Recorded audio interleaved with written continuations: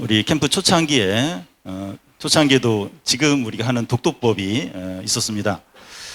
그 당시에 그 경기도 현리의 한명학원이라는 그 올해 그 초등학교 그 폐가된 그 초등학교에서 이제 오랫동안 그 캠프를 했었는데 그 한명학원 그 가까이에 또 내과가 있었습니다.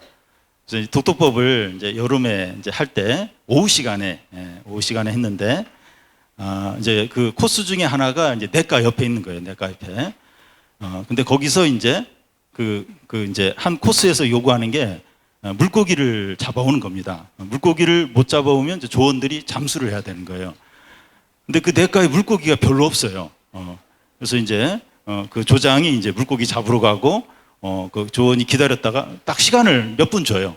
못 잡아오면 이제 조원들이 잠수를 하고 또 어떤 경우에는 물고기를 잡아올 때까지 계속 잠수를 이제 시키는 겁니다. 이제 그런 후에 이제 다른 코스로 가면 그 이제 맨 땅에서 이제 뭐 요구를 해요. 못하면 앞으로 지침, 뒤로 지침. 그러니까 옷이 다 젖었잖아요. 잠수를 해가지고 그 맨바닥에 막 뒹구는 거예요. 이리 뒹굴, 저리 뒹굴. 그러니까 온 몸이 그냥 그 흙투성이가 이제 되기도 했습니다. 또 겨울철에는 이렇게 영하 10도 그 정도로 추운데 그 무덤 옆에서 쪼그려서 이제 무덤 주위를 도는 막 그런 이제 벌을 주는 거예요. 그래서 막 추워가지고 막 입술이 터져요, 막 입술. 그러면서 막 이제 벌을 받기도 했습니다. 또 한 번은 그 진짜 군대에서 독도법 하는 것처럼 그 지도를 지형 지도를 사가지고 그 막 저 산 넘어 또 저쪽 산 그 코스를 그렇게 정한 거예요. 그래서 거기 가서 뭐 이렇게 또 거기서 요구하는 걸 수행하도록. 근데 이 그 독도법을 진행하는 선생님이 지도를 잘못 그린 거예요. 그래서 한 팀이 너무 멀리 가버린 거예요. 저녁이 됐는데 한 팀이 안 돌아오는 거예요. 지금처럼 뭐 핸드폰도 없고. 근데 어둑어둑할 때 한 팀이 버스 타고 누구 물어 가지고 캠프장으로 온 적도 있었습니다. 그리고 우리가 이제 이 동구 수련원에서 캠프를 오래 했는데 등산이 있었어요. 옛날에 한 10년, 15년 전에 등산이 있었는데 그 캠프장 뒤쪽으로 바로 뒷산 말고 맹 돌아서 이렇게 등산 코스가 있습니다. 그래서 점심 먹고 이제 비상식량 이렇게 받아가지고 이제 이렇게 그 등산을 하게 되면 한 4시간 정도. 그래서 등산이 다 끝나면 해가 이렇게 니역니역 질 그때 이제 들어오는 거예요. 제일 먼저 들어온 사람하고 마지막 들어온 사람은 1시간 정도 차이가 나요. 다 폐잔병처럼 너무 지쳐가지고 그냥. 그래서 그런 이제 등산도 있었습니다. 지금도 이제 좋죠. 여러 프로그램 좋은데 그때는 더 거칠고 무식하고 와일드한 그런 이제 그런 활동들이 있었습니다. 우리 사회나 가정이나 부모들이 우리 청소년들을 너무 이렇게 실패자로 만드는 건 아닌가, 또 실패자로 여기도록 그렇게 하진 않나, 이제 그런 생각이 듭니다. 그래서 너무 어떤 그런 기준에 못 미치면 그렇게 취급을 하고 본인들도 너무 이제 나는 실패자다, 루저다, 이제 그렇게 이제 생각을 하는 경우가 많습니다. 머리가 좋은 것도 아니고 뭐 외모가 뛰어난 것도 아니고 뭐 집에 돈이 많은 것도 아니고 이러면 막 그런 생각이 더 듭니다. 또 시험을 보면 매번 이제 점수가 안 좋고 또 뭐 이성 친구에게 차이고 또 대학 입시 실패하고 이러면 더 확실하게 나는 실패자다, 나는 루저다, 이렇게 이제 확신을 이제 갖게 됩니다. 그런데 이런 생각을 가진 청소년들이 그렇게 또 힘들어하지 않는다 그래요. 왜냐하면 주위에 그런 친구들이 많은 거예요. 대부분 나는 실패자다, 루저다, 뭐 그렇게 하니까 비슷비슷하니까 뭐 그렇게 안 힘들어 한다고 합니다. 그래도 힘들죠. 그래도 힘듭니다. 그런데 그 실패한 사람들에게 이제 소망과 용기를 주는 그런 책들이 이제 시중에 이제 많이 나와 있습니다. 그 책 제목만 제가 몇 개 읽어보겠는데요. 실패는 사람을 크게 만든다. 실패는 또 다른 시작이다. 실패는 성공으로 가는 가장 빠른 지름길이다. 뭐 이외에도 뭐 여러 실패에서 일어서는 그런 책들이 있는데 이것만 읽어도 좀 위로가 돼요. 위로가. 그 이 책들의 공통점이 뭔가 하면 그 실패는 다 한다는 거예요. 실패는 다 하는데 그 실패에 대해서 어떤 태도를 갖느냐에 따라서 그 이후에 성공적인 삶을 살 수도 있고 계속 실패하는 그런 삶을 살 수도 있다는 겁니다.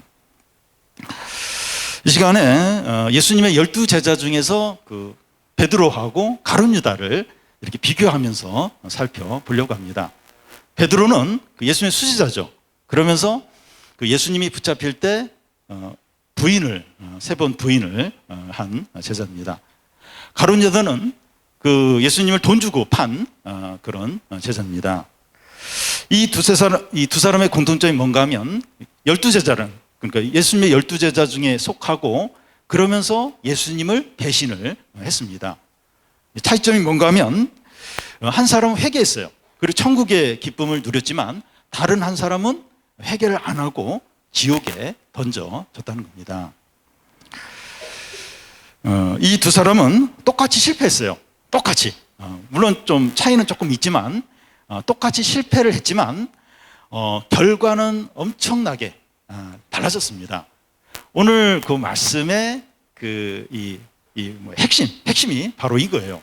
우리도 실패를 해요. 실패를 넘어지고 죄를 짓기도 하고 그렇게 하는데 누구는 그렇게 실패하고 나서도 굉장히 더 믿음의 사람이 되고 하나님의 축복을 받는가 하면 누구는 더 절망적이 되고 지옥에 가는 사람도 있다는 겁니다. 먼저 베드로가 예수님을 부인한 이것을 살펴보겠습니다. 예수님이 그 마지막 일주일을 예루살렘에서 보내시게 되는데 그 목요일 날 밤에 유월절 만찬을 제자들과 함께 갔습니다. 만찬이 마친 후에 예수님과 제자들이 이제 감난산으로 올라가게 되는데 예수님이 그 구약 성경을 인용해서 제자들에게 이제 말씀하는데 내가 목자를 치리니 양들이 흩어지리라 이런 말씀을 하면서 너희들이 내가 붙잡힐 때 다 도망갈 것이라고 그렇게 말합니다. 그러자 베드로는 다른 제자들은 다 도망가더라도 나는 절대로 주님을 지킬 거라고 말합니다. 그러자 닭 울기 전에 네가 3번 나를 모른다고 부인할 거라고 말합니다. 그래서 또 베드로가 내가 죽을지언정 절대로 주님께 그렇게 할 일은 없을 거라고 그렇게 말하자 또 다른 제자도 우리도 똑같이 우리도 절대로 주님을 버리지 않을 거다 그러면서 맹세를 했습니다. 잠시 후에 그 예수님의 일행은 이제 감람산으로 올라가게 되는데 예수님은 그 산 기슭에 있는 겟세마네 동산에서 땀방울이 핏방울이 되도록 간절하게 기도를 합니다. 기도를 마친 후에 이제 가룟 유다가 대제사장의 부하들을 데리고 와서 예수님을 체포해요. 예수님은 이제 붙잡히게 됩니다. 그러자 이 베드로를 포함해서 모든 제자들이 다 도망을 쳤어요. 죽을지언정 절대로 주님을 떠나지 않겠습니다. 그거 얘기한 지가 한두 시간밖에 안 됐어요. 근데 막 예수님이 잡히자 베드로가 제일 먼저 도망간지 모르겠어요. 제자들 다 예수님 놔두고 도망쳤습니다. 예수님은 결박되어 대제사장 가야바 집으로 끌려갑니다. 그 집에는 산헤드린 공회원들과 장로들과 서기관들이 딱 대기를 하고 있어요. 그래서 예수님이 신성을 모독했다는 제목으로 사형을 언도를 하게 됩니다. 그런 후에 이제 그 무리들이 예수님 얼굴에 침 뱉고 주먹으로 때리고 그렇게 온갖 조롱을 하게 됩니다. 이런 일이 벌어지고 있는 상황에서 이 도망쳤던 베드로가 몰래 대제사장 집 안으로 들어와요. 왜냐하면 예수님이 걱정이 되는 거예요. 걱정이 되고 또 예수님을 사랑하기 때문에 몰래 예수님이 어떻게 될까 궁금해서 대제사장 집 안으로 몰래 들어옵니다. 그때 무슨 일이 일어나게 됩니까? 69절, 70절을 보면 베드로가 바깥들에 앉았더니 한 요종이 나와 이르되 너도 갈릴리 사람 예수와 함께 있었도다 하거늘 베드로가 모든 사람 앞에서 부인하여 가로되 나는 네가 무슨 말을 하는지 알지 못하겠노라 하며 한 요종이 베드로를 유심히 보더니 너 갈릴리 사람이다. 너 예수와 함께 있었다. 그런 말을 합니다. 여기 갈릴리는 그 가난하고 낙후되고 평판이 좋지 않은 그런 지역을 이제 말합니다. 베드로는 그 여종의 그런 말을 듣고 당황해요. 너무나도 두려워합니다. 그러면서 바로 네가 무슨 말을 하는지 모르겠다는 거예요. 그러면서 나는 그 예수와 같은 지역 사람이 아니다, 같이 있지 않았다 하면서 잡아댑니다. 여러분, 이런 질문을 대제사장이나 장로가 한 게 아니라 여종이 이런 질문했는데 너무 두려워하는 거야. 너무 당황해 하면서 딱 잡았대요. 나 갈릴리 사람 아니고, 나 그 예수 모르고, 그 예수랑 같이 있은 적이 없다고 부인을 이제 합니다. 내가 죽을지언정 주님을 절대로 부인하지 않겠다. 그렇게 말한 게 일주일 전이 아니에요. 하루 전이 아니고 한두 시간, 몇 시간 전이에요. 그런데 바로 그 여종이 물어보니까 그냥 부인을 이제 해버립니다. 그런데 한 번쯤은 너무 당황하면 그럴 수 있어요. 믿음이 좋더라도 너무 당황하면 자기도 모르게 부인할 수 있습니다. 베드로는 그 자리가 불편해요. 그래서 자리를 옮기는데 문 쪽으로, 윗문 쪽으로 이제 자리를 옮깁니다. 옮겼는데 또 다른 여종이 너 누구지? 이러면서 또 이제 묻는 겁니다. 71절, 72절 보면 앞문까지 나가니 다른 여종이 그를 보고 거기 있는 사람에게 말하되 이 사람은 나사렛 예수와 함께 있었도다 하며 베드로가 맹세하고 또 부인하여 이르되 나는 그 사람을 알지 못하노라 하더라. 또 다른 여종이 베드로를 보면서 주위 사람들에게 이 나사렛 예수와 같이 있던 사람이다, 그렇게 이제 말합니다. 여기서 나사렛도 가난하고 낙후되어 있고 평판이 좋지 않은 그런 지역의 이름입니다. 베드로가 처음으로 이런 질문을 받았을 때 당황해서 이제 그럴 수 있어요. 근데 두 번째 질문을 받으면 그래도 좀 다르겠지. 두 번째 질문을 받으면 좀 다르겠지. 그런 이제 기대를 우리가 갖게 되는데, 두 번째 질문을 받았을 때 베드로가 어떻게 반응합니까? 맹세하면서, 저주하면서 나는 그 예수를 모른다. 나 나사렛 예수와 함께 있지 않았다. 그렇게 부인을 해버립니다. 여기서 저주하며 맹세했다고 하는 것은 내가 만약 예수님과 같이 있었다면, 예수님의 제자라면 하나님이 나에게 저주를 내리기 원한다 하면서 맹세를 하는 것을 말합니다. 그런데 사람이 너무 당황하면 두 번씩이라도 진심이 아닌데 그렇게 말할 수 있다고도 볼 수 있어요. 너무 당황하면 두 번씩 이렇게 마음에 없는 말을 할 수도 있다고 볼 수 있습니다. 세 번째, 다른 고백을 하면 그 사람의 이제 진심으로 받아들여질 수 있어요. 두 번 그렇게 했더라도 세 번째 이제 진심을 이야기하면 그러면 이제 그 세 번째가 맞겠지, 그렇게 이제 볼 수 있습니다.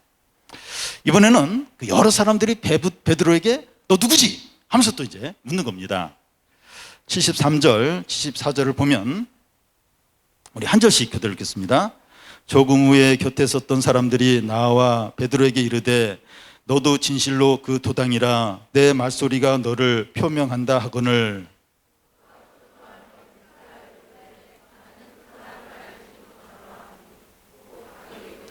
네. 이번에는 여러 사람들이 베드로에게 너는 진실로 예수의 도당이다, 예수와 같은 물이다, 그렇게 말합니다. 그러면서 이번에는 증거를 대요. 네 말투, 네 말소리를 보니까 그 갈릴리 억양이라는 거예요. 그래서 분명히 너는 그 갈릴리 그 예수와 같은 무리에 있었다, 그렇게 이제 그렇게 막 밀어붙입니다. 여러분, 이 말투라고 하는 것은 이렇게 평상시에는 숨겼더라도 이렇게 자기도 너무 당황하거나 또 고향 사람을 만나면 자기도 모르게 이제 이 말투가 이제 나오게 됩니다.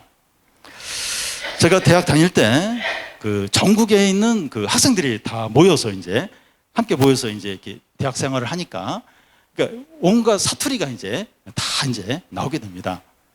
근데 친구들하고 같이 있을 때는 좀 조심을 해요. 그러다가 고향의 부모님하고 이제 통화하게 될 때 바로 사투리가 그 말투가 이제 나오게 됩니다. 그 제주도 친구가 있었는데 이 제주도 말투가 또 특이하더라고요. 밥 먹었니? 이걸 밥 먹? 그러고 잘 지냈어? 잘 지낸? 그 뒷말을 빼요. 뒷말을. 이 제주도 사투리가 특이하더라고요. 이 전라도 사투리도 이제 재밌는데요. 같은 과 친구들과 밥 먹으러 갔어, 이 얘기를 아들과 밥 먹으러 가서 그러는 거예요. 그러니까 전라도에서는 친구들을 아이들이라 그래요. 근데 아이들에서도 이자를 빼고 아들이라 그러는 거예요. 그래서 아들하고 밥 먹으러 가서 그런 거예요. 저는 처음에 아니 아들? 대학생인데 무슨 아들이 있나? 처음에 못 알아들었어요. 근데 친구들하고 밥 먹으러 갔다. 그 얘기를 아들하고 밥 먹으러 갔다. 이렇게 이제 하는 겁니다.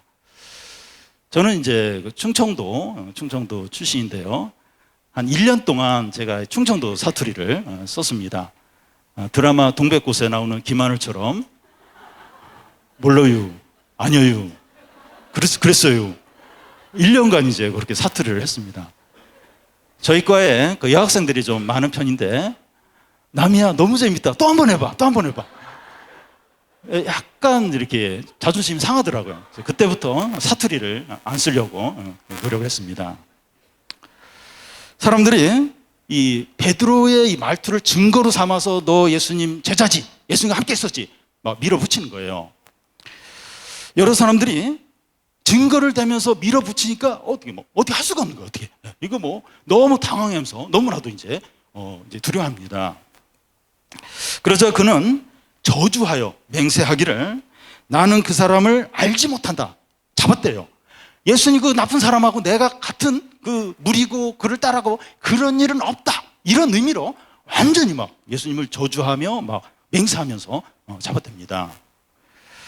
여러분, 베드로가 3번씩이나 저주하면서 맹세했다면 그건 그의 진심이에요. 3번씩이나 똑같은 걸 이야기했다면 그의 진심이에요. 진심을 이야기한 것으로 봐야 합니다. 그러면 몇 시간 전에 베드로가 예수님께 내가 죽을지언정 절대로 예수님을 부인하지 않겠다고, 그거 진심입니까? 아니면 거짓말입니까? 진심이에요, 진심. 근데 똑같은 진심이 반대예요. 반대되는 두 가지 진심이 함께 있는 겁니다. 이거 어떻게 된 겁니까? 예수님 앞에서도 진심으로 그렇게 얘기했고, 또 이 여종 앞에서, 사람들 앞에서도 또 진심으로 예수님을 부인했어요. 어떻게 반대되는 진심이 두 가지가 같이 있을 수 있습니까? 우리가 그만큼 약해요. 그만큼 약합니다. 마음은 온이로되 육신이 약하다는 겁니다. 무슨 말인가 하면 우리 결심을 해요. 단단히 결심을 했는데 시간이 지나고 또 상황이 바뀌고 또 유혹이 오면 바뀌어요. 그 마음이 확 또 이제 반대로 달라지게 됩니다. 그래서 우리를 믿으면 안 되고 하나님을 믿어야 돼요. 하나님. 나를 믿으면 안 돼요. 하나님을 믿어야 됩니다. 우리가 하나님을 믿지 않고 하나님을 의지하지 않고 내가 다 할 수 있다, 나를 믿는다고 하는 것은 내가 하나님보다 더 똑똑하고 능력이 있다는 그런 의미죠. 하나님을 안 믿어요. 하나님을 안 의지해요. 그건 내가 더 똑똑하고 내가 더 능력 있다 하는 걸 이야기하는 겁니다. 나를 믿으면 안 돼요. 우리는 이렇게 밥 먹기 전과 밥 먹은 후가 다르고 화장실 들어갈 때와 나올 때가 다르고 다 달라요. 아침과 점심과 저녁 때 다 달라요. 생각이 계속해서 바뀌는 자입니다. 근데 나를 믿고 하나님을 안 믿는다, 내가 하나님보다 똑똑하다, 내가 더 능력 있다 이제 하는 거죠. 우리가 왜 하나님 말씀에 순종을 해야 됩니까? 왜 내가 하나님께 제안을 받아야 돼요? 내가 왜 주님 말씀을 들어야 됩니까? 우리는 평소에 이제 스마트폰을 다 가지고 있는데 우리의 결심이 뭔가 하면 공부할 때 안 하고 잘 때 안 하는 거예요. 그게 다 그런 생각을 가지고 있어요. 근데 그렇게 돼요? 그렇게 됩니까? 공부할 때도 핸드폰 보고 또 잘 때도 핸드폰 보고, 방학 때는 막 2시, 3시, 5시까지 막 하는 경우도 있고, 안 돼요. 안 됩니다. 부모님한테 걸리면 이제 뺏기든지 이제 통제를 받게 되죠. 우리 입장에서 할 말이 없어요. 왜냐하면 그 통제를 못하고 그래서 이렇게 그래서 이제 뺏긴 건데, 그래도 짜증이 나는 거예요. 짜증. 화가 이제 나는 겁니다. 그와 같이 우리는 약해요. 너무나도 약합니다. 그래서 이 공부를 해야겠다, 신앙생활을 좀 제대로 해야겠다 이러면 부모님께 이 핸드폰을 맡기든지 통제를 받아야 됩니다. 우리 캠프에 온 교회 중에서 교회 가면 딱 핸드폰을 맡기는 교회가 있어요. 교회가 있는데 잘하는 겁니다. 아주 잘하는 거예요. 다 좀 교회가 그렇게 하면 좋겠어요. 이번 주에 돌아가서 바구니에 딱 이렇게 좀 담고 그러면 믿음이 좋아진다. 은혜를 받고 말씀이 잘 들어오게 될 거예요. 여러분 수능 만점자들 중에서 반 정도가 투지폰을 사용한다 그래요. 돈이 없어서 그러겠습니까? 절제를 한다면 그 공부 그 수재들이 더 잘하죠. 근데 투지폰을 사용하는 거예요. 왜냐하면 자신들이 약한 걸 아니까 유혹거리를 차단하기 위해서 이제 투지폰을 사용하는 거죠. 그래서 공부뿐만 아니라 신앙생활을 위해서 내가 약하다. 그래서 어떻게 보면 바보처럼 이렇게 어린애처럼 이제 이렇게 통제를 받는 거예요. 맡기는 겁니다. 맡기는. 그게 이제 지혜로운 거죠. 그게 이제 믿음인 겁니다. 나는 죄인이고 여러 가지 유혹에 약하다. 인정하고 하나님을 의지하는 게 그 믿음이에요. 그게 겸손입니다. 그런데 반대로 나는 결심하면 반드시 지켜. 그러면서 유혹의 자리도 가고 또 그 유혹 그런 상황에서 이렇게 자신을 통제하지 않으면 그러면서 하나님도 의지하지 않고 넘어지죠. 실패하죠. 죄에 빠지게 됩니다. 그런데 이 베드로에게 이게 전부라면 절망이에요. 절망이고 비참한 거죠. 74절 끝과 75절을 보면 곧 닭이 울더라. 이에 베드로가 예수의 말씀에 닭 울기 전에 내가 3번 나를 부인하리라 하심이 생각나서 밖에 나가서 심히 통곡하니라. 베드로가 예수님을 모른다고 3번 부인을 했을 때 꼬끼우 이 닭 울음소리가 나는 겁니다. 그러자 베드로가 닭 울기 전에 네가 3번 부인하리라 그 주님의 말씀이 생각이 나는 겁니다. 바로 밖에 나가서 대성통곡을 이제 합니다. 다른 복음서에는 베드로가 예수님을 모른다고 부인을 할 때 예수님이 그 재판을 받고 계셨는데 재판을 받으시면서 뒤를 돌아보는 거예요. 근데 베드로 눈하고 딱 마주쳤어요. 예수님은 그 사형 언도를 받고 얼굴에 침뱉힘을 받고 주먹으로 그 얼굴을 맞으면서 온갖 조롱을 받고 얼굴이 부어있어요. 맞아서. 근데 베드로는 예수님을 모른다고 3번 부인을 한 것입니다. 베드로는 바로 바깥으로 뛰쳐나가서 대성통곡, 너무나 슬퍼하면서 괴로워 울게 됩니다. 자기 자신이 너무 미워요. 자기 자신은 너무나 실망스러워요. 그리고 그 주님에 대해서 예수님에 대해서 그 은혜와 사랑을 배신한 거에 대해서 너무나도 마음이 괴롭고 아팠던 겁니다. 베드로가 평생 운 것 중에서 그때만큼 슬퍼하면서 애통해하면서 부르짖으면서 울은 적이 없었을 겁니다. 그런데 이 베드로에게 자신의 실패가 꼭 절망만이 아니라 이 소망이 되는 이유는 주님의 말씀 때문이에요. 네가 닭 울기 전에 3번 나를 부인하리라. 이걸 주님이 미리 알고 계셨던 거예요. 그게 이제 딱 그렇게 주님 말씀하신 게 생각이 난 겁니다. 베드로는 실패했지만 주님의 말씀을 기억하면서 회개를 해요. 회개를 하고 믿음이 다시 회복이 됩니다. 여러분, 아무리 큰 죄를 지었더라도 이 말씀이 생각이 나면 이렇게 회복이 될 수 있어요. 다시 시작할 수 있습니다. 여러분, 이번 캠프 주제가 우리 한번 읽어볼까요? 시작. 여기서 바로 이 주제가 나온 거예요.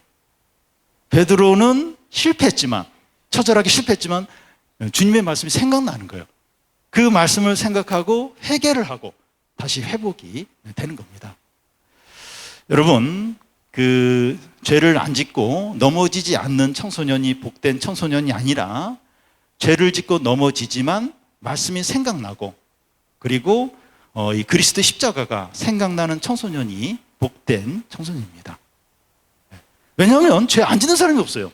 넘어지지 않는 사람이 없어요. 넘어져서 오랫동안 그렇게 그냥 넘어진 상태로 지낼 수도 있어요. 그게 익숙해. 이미 넘어졌고 죄 가운데 살고 불신앙 가운데 살고 욕심 가운데 살고 이게 익숙해져서 그게 습관이 되어서 그렇게 살 수도 있어요. 이제 그렇다 할지라도 말씀이 생각나는 거예요. 그리스도 십자가가 생각이 나는 거예요. 내가 이렇게 약하니까, 내가 이렇게 죄를 좋아하니까, 내가 이렇게 가능성이 없으니까 하나님의 아들이 피를 흘리면서 죽으셨지. 왜 예수님이 그렇게 죽으셨을까? 내가 약하니까, 내가 자꾸 넘어지니까, 죄를 좋아하니까 그걸 이길 수 있도록 하나님의 아들이 나를 대신해서 죽으셨지. 그래서 그리스도 십자가가 생각이 나는 사람, 그게 생각이 나는 사람, 그 사람은 회개를 하게 되고 다시 시작할 수 있게 돼요. 그래서 그 사람이 복됩니다. 복돼요. 네. 넘어졌더라도, 실패했더라도, 방황했더라도 말씀이 생각나고 그리스도 십자가가 생각나는 이 사람이 가장 복된 사람이에요. 왜냐하면 다시 회개하고 다시 시작하고 다시 일어서고 다시 놀라운 삶을 살 수 있기 때문입니다. 베드로에게 이 말씀이 생각나게 한 계기가 뭔가 하면 닭 울음 소리는 꼭요, 닭 울음 소리, 이게 이제 말씀을 생각나게 한 겁니다. 닭 울음 소리가 들리자 이 예수님의 말씀이 생각이 나면서 영적인 잠, 이 신앙적인 잠에서 깨어나게 돼요. 우리에게 그 신앙적인 잠에서 깨어나게 하는 닭 울음소리가 어떤 걸까요? 이렇게 영적인 잠에서 깨어나게 하는 알람소리가 뭘까요? 우리가 아끼고 소중하게 여기는 것에 문제가 생길 때입니다. 그게 뭐 성적이나 친구 관계나 외모나 가정의 어떤 일이나 내가 중요하게 어떤 일에 어려움이 생길 때, 이게 영적인 잠에서 깨어나게 하는 알람소리입니다. 우리를 이제 긴장시키고 힘들게 하는 문제, 그게 이제 닭울음소리예요. 닭울음소리가 들릴 때 겁이 나요. 겁이 나면서 말씀이 생각나고 하나님이 생각이 납니다. 여러분, 우리가 이제 아침에 일어날 때 알람을 맞춰요. 그래서 알람 소리를 듣고 일어나게 되는데 알람을 못 맞추면 못 일어나죠. 근데 알람 소리가 울리는데도 안 일어나면 문을 확 열고 일어나! 엄마가 이제 소리치게 되죠. 우리 청소년 핸드폰을 지금 제 방에 이제 보관을 하고 있는데 새벽 6시가 되면 은하와 함께 하루를 시작하세요 하는 알람이 울립니다. 제 잠을 깨워줘서 고맙고 또 괴롭기도 합니다. 더 자야 되는데 은하와 함께 하루를 시작하세요. 자꾸 잠이 깨요. 잠이. 여자친구 은하 모릅니까? 그룹 여자친구 은하 몰라요? 나도 아는데. 여성 그룹. 예. 혼자입니까? 싱글인가요? 어쨌든 이 베드로는 닭 울음소리가 듣기 전까지 영적인 어떤 무감각 가운데 있었죠. 그런데 이 닭 울음소리를 들으면서 영적인 잠에서 깨어났습니다. 그래서 우리에게도 이 닭 울음소리 같이 이렇게 영적인 잠에서 깨어나게 하는 어려움들이 필요합니다. 그러니까 우리가 이제 이렇게 그냥 어려움 없이 하나님 말씀으로 이렇게 순종을 해야 되는데 그렇게 잘 안 돼요. 뭐가 성적이 떨어지든지 친한 친구 관계가 막 갑자기 멀어지든지 이성 친구가 그만 만나자고 한다든지 또 부모님이 아프든지 경제적으로 어렵든지 이럴 때 이게 뭔가 불안해요. 기도 안 하던 그 청소년도 그때 기도하게 됩니다. 그러니까 어려움이 신앙적인 잠에서 깨어나게 하는 알람소리라는 겁니다. 그래서 이렇게 작은 어려움이 있을 때 빨리 이렇게 신앙생활 잘해야겠다, 하나님께 기도해야겠다, 그렇게 하는 게 지혜로운 청소년이에요. 그렇게 안 하면 자꾸 어려움이 닥쳐요. 큰 어려움이 생겨서 이게 신앙을 다시 신앙을 회복하도록 하나님께 돌아오도록 그렇게 하신다는 겁니다. 그러니까 하나님 자녀는 반드시 하나님이 어려움을 줘요. 그래서 계속 영적인 잠을 자지 않도록, 불신앙 가운데 있지 않도록, 죄 가운데 계속 빠져 살지 않도록 그렇게 하세요. 그래서 내가 신앙생활을 잘 안 하는데 친구 관계가 친한데 좋아하는데 약간 뭐가 오해가 생기고 자꾸 심각해지고 성적이 자꾸 떨어지고 자꾸 뭐가 이제 문제가 생길 때 이게 좀 하나님이 좀 신앙생활 잘하라고 하시는 그런 알람 소리 아닌가, 이 닭울음 소리 아닌가, 그러면서 빨리 신앙생활 잘하겠다, 죄를 버리겠다, 그런 결심을 해야 됩니다. 근데 뭐 어려움이 오고 알람이 울리고 닭소리가 울리고 뭐 친구 관계 어려움이 생기고 그런데 아직 버틸만해, 괜찮아, 그럼 좀 세게 해요. 세게 합니다. 더 힘들어. 더.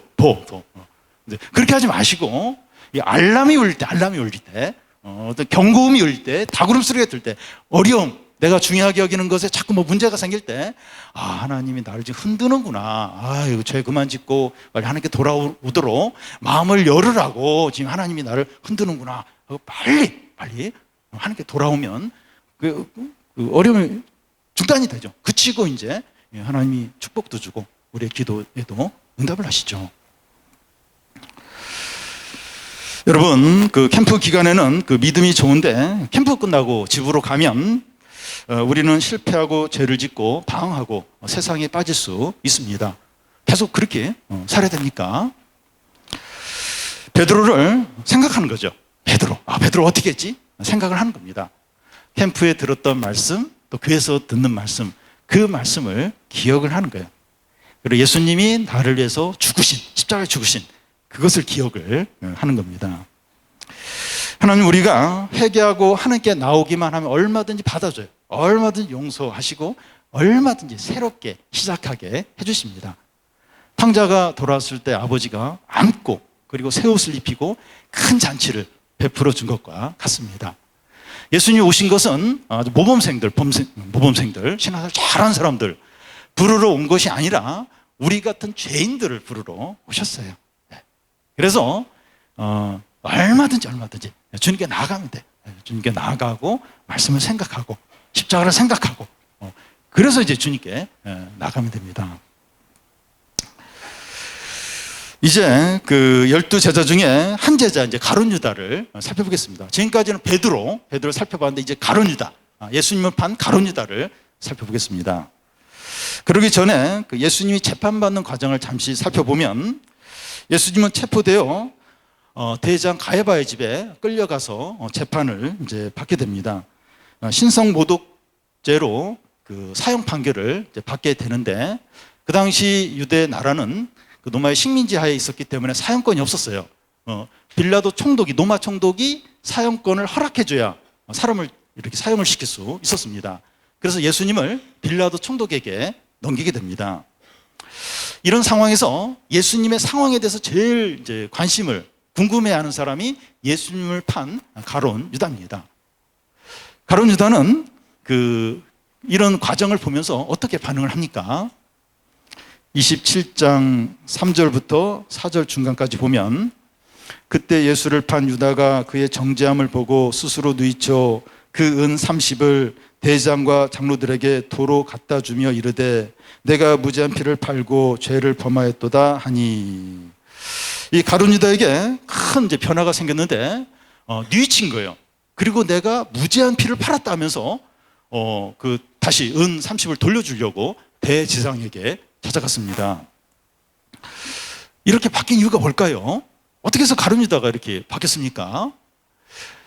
가룟 유다는 예수님이 사형 판결을 이렇게 받을 줄 몰랐을 수도 있고, 그리고 알았다 할지라도 막상 자기 그 스승이 예수님이 사형 판결을 받자 너무나 그게 이제 이렇게 죄책감이 밀려오고 그게 너무 이제 부담이 됐는지 모릅니다. 그가 그 예수님의 정죄됨을 보고 이제 스스로 뉘쳤다고 했는데 이걸 어떻게 봐야 될까요? 이 가룟 유다가 이제 새 사람이 된 건가? 진짜 변한 건가? 근데 여기 뉘쳤다 하는 것은 하나님께 돌아와서 회개한 것을 말하지 않습니다. 우리는 이 가룟 유다가 여기서 이렇게 뉘쳤다 하는 것을 너무 긍정적으로 보지 않는 것이 필요합니다. 예를 들어서 이 경기도 화성의 연쇄살인 사건 범인 이춘재가 잡혔는데요. 그는 화성에서 일어난 유사한 살인 사건 10번의 그 살인 사건의 진범입니다. 그는 10번의 범행을 저지르고 몇 개월 후에 결혼을 해요. 그런 후에 2년 지났을 때 자기 처제를 살해를 하게 됩니다. 그래서 현재 무기징역을 살고 있어요. 근데 지금 그는 감옥 안에서 1급 모범수로 가석방 대상으로 분류가 되어 있다고 합니다. 어떻게 흉악범이 1급 모범수가 될 수 있습니까? 이 사람이 진짜 바뀐 거예요. 근데 이 무기징역을 형을 받은 사람이 이제 석방이 되려면 이렇게 모범수로 이제 이렇게 선정을 받아서 가석방되는 그거 외에는 나올 수가 없는 겁니다. 그러니까 이 사람이 이걸 아는 거예요. 내가 밖에 나가고 싶은데 어떻게 하면 나갈 수 있을까? 모범수로 이제 이렇게 인정을 받으면 가석방으로 해서 이제 나올 수 있다. 그래서 이제 열심히 1급 모범수가 되도록 노력을 한 것이죠. 그래서 이 사람을 너무 이렇게 막 이렇게 긍정적으로 1급 모범수네. 이 사람 진짜 새 사람 된 거 아니야? 그런 게 이제 아니라는 겁니다. 가룟 유다도 그렇다는 거예요. 가룟 유다는 자기가 한 일을 크게 후회하면서 양심의 가책을 받으면서 괴로워합니다.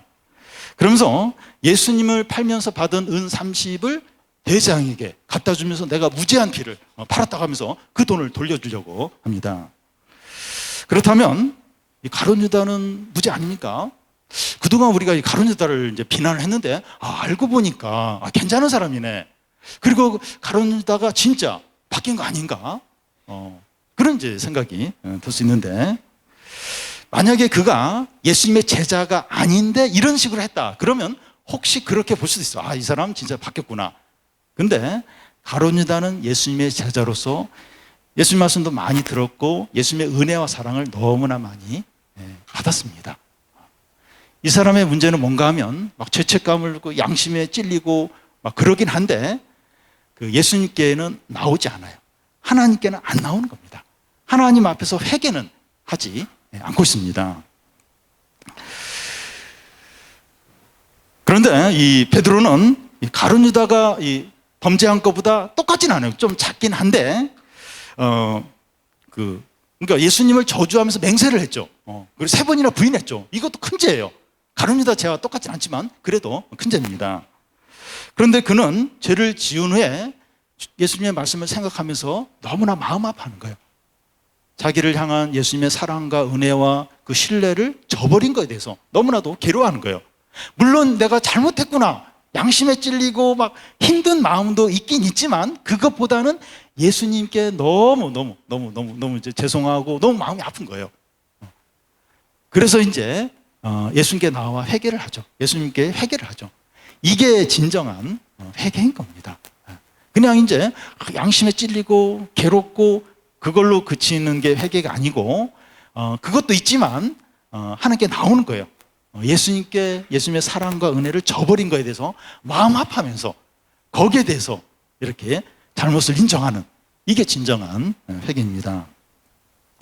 근데 가룟 유다는 주님 앞에 한 발자국도 나오지 않아요. 양심에 찔리고 괴로워하긴 하는데 주님 앞에 한 발자국도 안 나옵니다. 이것은 아주 교만한 거예요. 아주 악한 겁니다. 예를 들어서 어떤 그 청소년이 그 부모님의 카드를 슬쩍 해가지고 자기가 사고 싶은 명품 옷을 다 샀어요.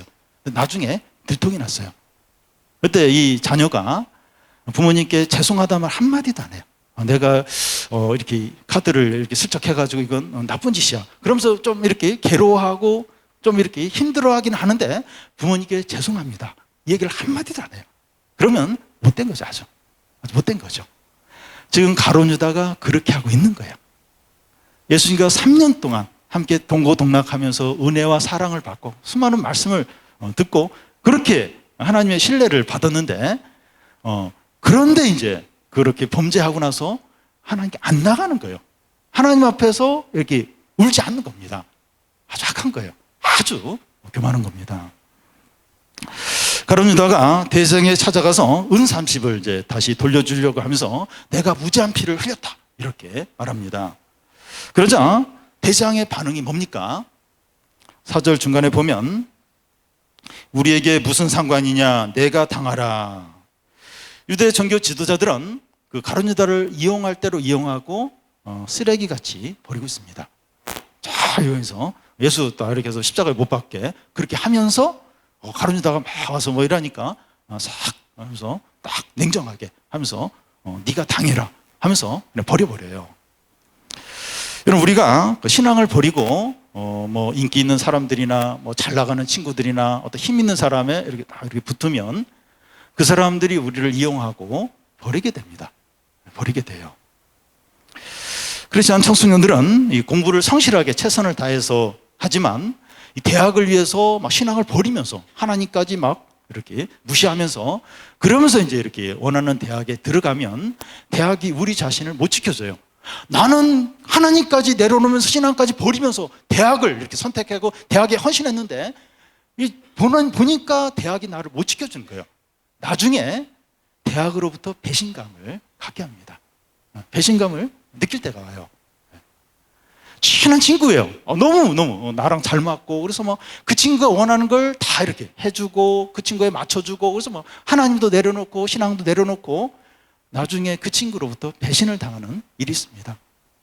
이성 친구 너무 좋아가지고 다 이성 친구에 맞춰주고 같이 사귀고 하나님보다 더 사랑하고 하나님 말씀 다 내려놓고 막 그 이성 친구한테 버림을 받을 때가 옵니다. 하나님이 그렇게 하세요. 하나님을 배신하고 하나님을 버리면 버리면서 의지한 그걸로부터 버림을 받게 하십니다. 참 비참해요. 비참하게 됩니다. 가룟 유다는 그 종교 지도자들에게 말을 듣고 이렇게 어떻게 합니까? 5절에 보면 유다는 은을 성수에 던져놓고 물러가서 스스로 목매어 죽은지라. 사도행전에 보면 이 사람의 몸이 곤두박질하여 배가 터져 창자가 다 흘러나왔다고 그렇게 되어 있습니다. 아마 이렇게 목을 메어서 자살을 하려고 하다가 아마 끈이 끊어져서 이렇게 된 것으로 보입니다. 이 사무엘 하에 보면 다윗의 오랜 친구 아히도벨이라는 사람이 있는데 이 사람이 이제 다윗을 이제 배신하게 됩니다. 다윗의 아들 압살롬이 반역을 할 때 그 아들 편에 딱 붙어버려요. 이 아히도벨이 아주 천재 같은 그런 머리를 가졌는데 어떻게 하면 다윗을 없앨 수 있을까? 그런 좋은 계획을 압살롬한테 이야기하는데 압살롬이 그걸 안 따라요.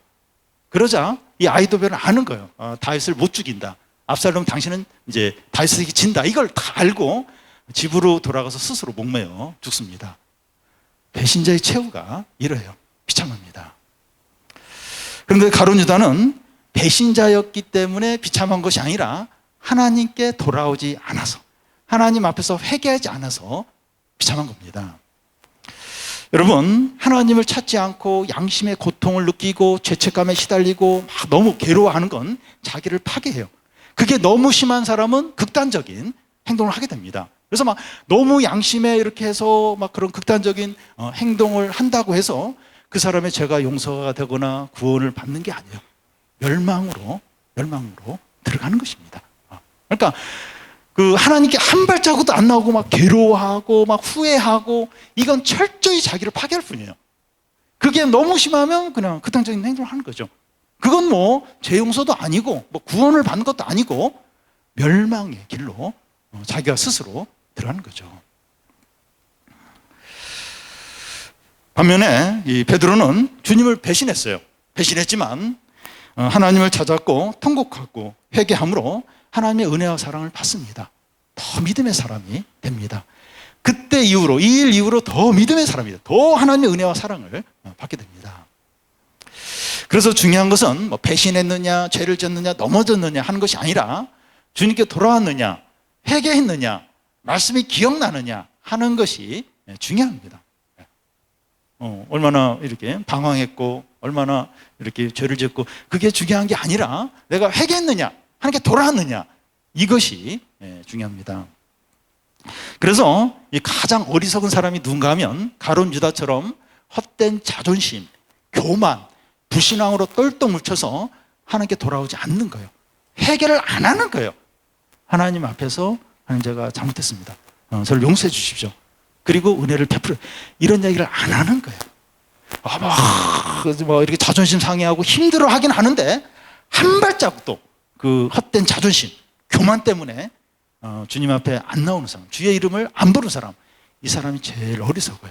참 보면 나름대로 정직한 것 같아요. 자기 잘못에 대해서 인정하고 안 나와요. 주의 이름을 안 불러요. 이 사람이 제일 어리석습니다. 지혜로운 사람 누군가 하면 죄를 짓고 방황하고 막 못된 삶을 살고 그랬는데 겸손하게 주님께 나오는 거예요. 하나님께 나와서 자기가 이런 사람이라고 용서해달라고 구하는 사람. 이 사람이 진짜 지혜로운 사람입니다. 마지막으로 이 제사장들이 이 가룟 유다의 30으로 이 토기장의 밭을 사게 된 것은 구약 성경의 성취라고 이제 하는 겁니다. 8절에서 10절 말씀인데 이게 무슨 말씀인가 하면 종교 지도자들이 이 가룟 유다가 가져온 그 은 30을 가지고 이 토기장에 땅을 사서 나그네 묘지로 이제 삼게 되는데 이게 구약 성경의 성취라는 겁니다. 그러면 이 가룟 유다가 예수님을 배신한 것도 구약 성경의 성취니까 그렇다는 거예요. 시편 55편에 보면 그 이제 가룟 유다가 예수님을 배신할 그런 의미의 이제 말씀이 나오는데 나를 모욕하는 자는 원수가 아니라 원수일진데 내가 참으리요 그는 곧 나의 동료 나의 친구요 나의 가까운 친오르다 우리가 같이 재미있게 의논하며 하나님의 집안에 다녔다고 하는데 예수님께 가룟 유다는 가까운 친구였어요. 가족과 같은 그런 관계였는데 그 가룟 유다로부터 예수님이 배신을 이제 받은 겁니다. 요 시편의 말씀처럼 그렇게 된 겁니다. 그러니까 예수님이 이제 가룟 유다의 그 배신으로 이제 이렇게 팔리게 되는데 이게 구약 성경의 성취라면 가룟 유다는 무죄 아닙니까? 예수님 팔려서 우리의 죄를 위해서 죽이시기 위해서 누군가 악역을 감당을 해야 돼요. 근데 가룟 유다 악역을 감당한 거예요. 그러면 이 사람 무죄 아닙니까? 영화나 연극에서 어떤 배역을 맡아서 악역을 하는 것처럼 이 가룟 유다도 예수님이 십자가에 달려 죽으셔서 우리의 구원을 이루기 위해서 누군가 악역을 감당해야 되는데 이 가룟 유다가 그 일을 했으니까 이 가룟 유다는 무죄 아닌가? 그렇지 않습니다. 성경에 보면 예수님이 여러 번에 걸쳐서 가룟 유다만 알 수 있을 정도로 자꾸 회개하도록 네가 나를 지금 팔려고 하지 나를 배신하려고 그렇게 하지 마라. 여러 번에 걸쳐서 설득을 해요. 근데 계속해서 이 가룟 유다가 거부를 해요. 끝까지 이 불신앙으로 배신하는 길로 나갑니다. 여러분, 이 사람들이 죄를 짓는 것은 어쩔 수 없어서가 아니라 자기가 좋아서 선택을 이제 하는 겁니다. 여러분, 우리 자신 한번 솔직하게 한번 생각을 해보면 내가 진짜 이게 죄인지 몰라서 이렇게 죄를 짓습니까? 이거 죄인지 몰랐는데 그래서 내가 이제 죄를 졌다. 그렇습니까? 죄인지 다 알아요. 나쁜 줄 알아요. 근데 좋은 거예요. 이 죄가 좋은 거예요. 죄가 즐거운 거예요. 하나님 말씀 순종하는 것보다 죄가 훨씬 즐겁고 행복을 준다고 느껴지니까 그렇게 하는 거죠.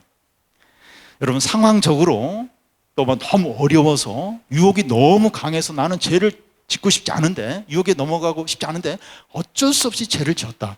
그런 경우는 거의 없습니다. 하나님이나 친구나 부모님이나 환경에 핑계를 대지 않아야 돼요. 죄를 짓는 것은 내 책임입니다. 내가 좋아서 죄를 짓는 거죠. 이렇게 친구나 부모님이나 환경이나 하나님께도 막 핑계를 돌리는 경우죠. 하나님 왜 이런 환경을 허락을 하셨을까? 왜 저 친구를 만나게 하셨을까? 그거 막아주시지. 그래서 하나님께 이렇게 책임을 돌리기도 하는데 내 책임. 내가 죄가 좋아서 지은 겁니다. 여러분, 우리는 하나님의 형상으로 자유의지를 가진 그런 존재로 만들었어요. 우리가 하기 싫으면 끝까지 안 할 수 있어요. 끝까지 안 할 수 있는 그런 의지나 그런 결단이 있어요. 그래서 끝까지 죄를 안 지어주겠다. 그러면 아무리 목을 조르고 어렵고 그리고 엄청난 미녀가 와서 내 앞에서 춤을 추면서 유혹을 해도 안 넘어간다는 거예요. 그런 자유의지가 있어요. 의지가. 근데 좋은 거예요. 좋은 거예요. 한 번만. 좋은 거예요. 그래서 이제 죄를 짓는 겁니다. 죄 짓는 건 내 책임이에요. 그리고 거기에 대해서 우리가 책임을 지고 심판을 받게 되면 거기에 책임을 져야 돼요.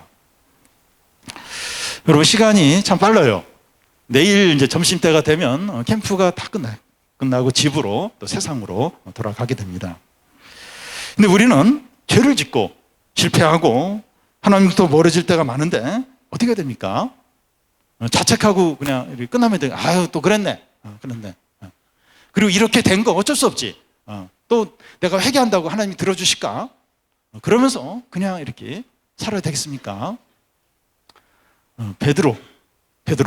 베드로처럼 하는 겁니다. 말씀을 말씀 기억을 하는 겁니다.